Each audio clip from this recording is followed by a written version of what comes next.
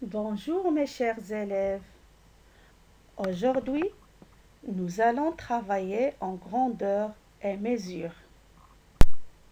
Nous allons voir quelles sont les unités de mesure de contenance. Nous verrons ensuite comment convertir des unités de mesure de contenance entre elles.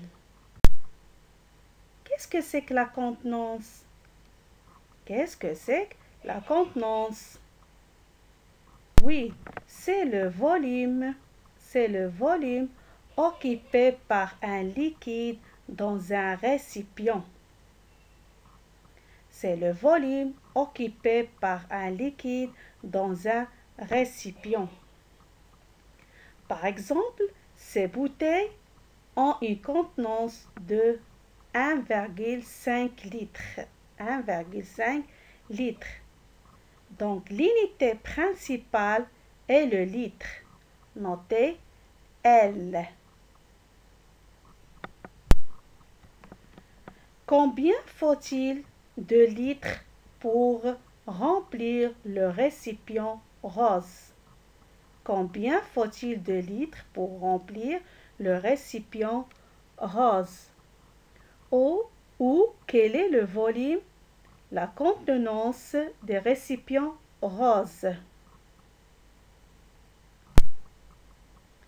Comment mesurer une contenance dans la vie de tous les jours? En cuisine, on va utiliser des verres doseurs. Là, il y a deux illustrations des verres doseurs. Le premier et le deuxième.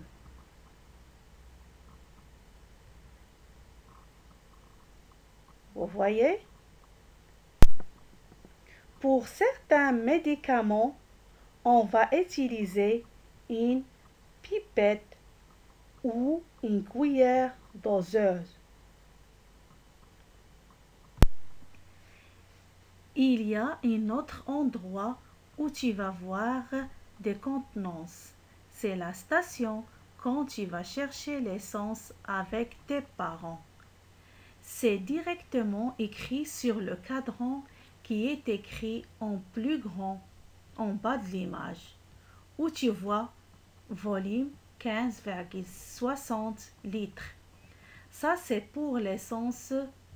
On lit directement le volume sur le cadran.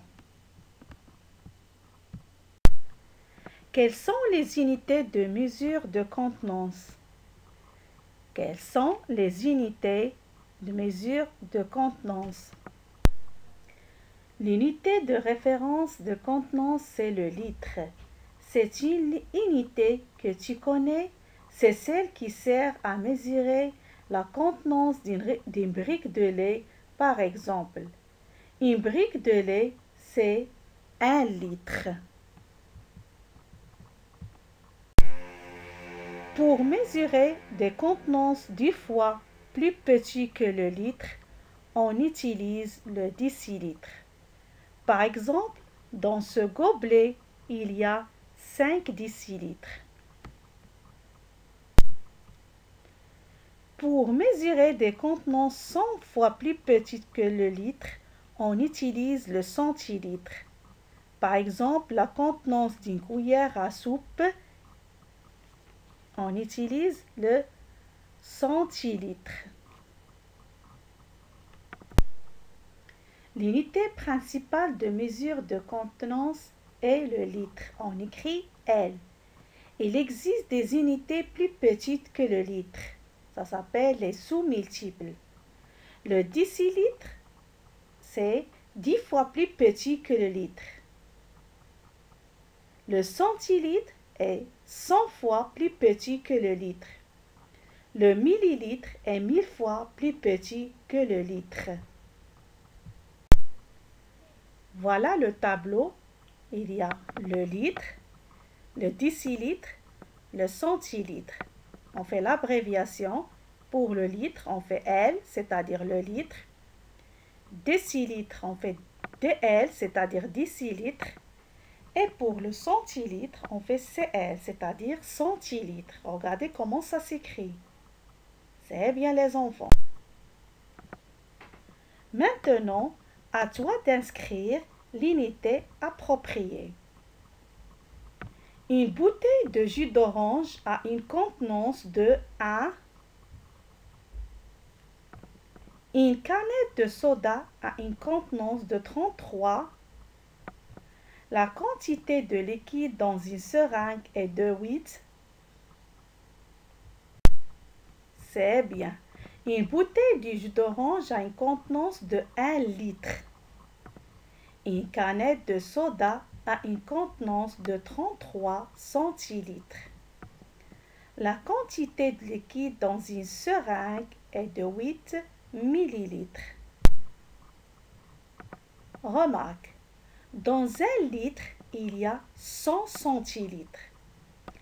C'est-à-dire 1 litre égale 100 centilitres. Et dans 1 litre, il y a 10 décilitres. C'est-à-dire 1 litre égale 10 décilitres. Maintenant, c'est ton tour. Effectue les conversions ci-dessous. 3 litres égale à combien de décilitres? 7 litres égale à combien de centilitres? 400 centilitres égale à combien de litres? 50 décilitres égale à combien de litres? Allez les enfants. Oui. Très bien. 3 litres égale à 30 décilitres. 7 litres égale à 700 centilitres. 400 centilitres égale à 4 litres. 50 décilitres égale à 5 litres.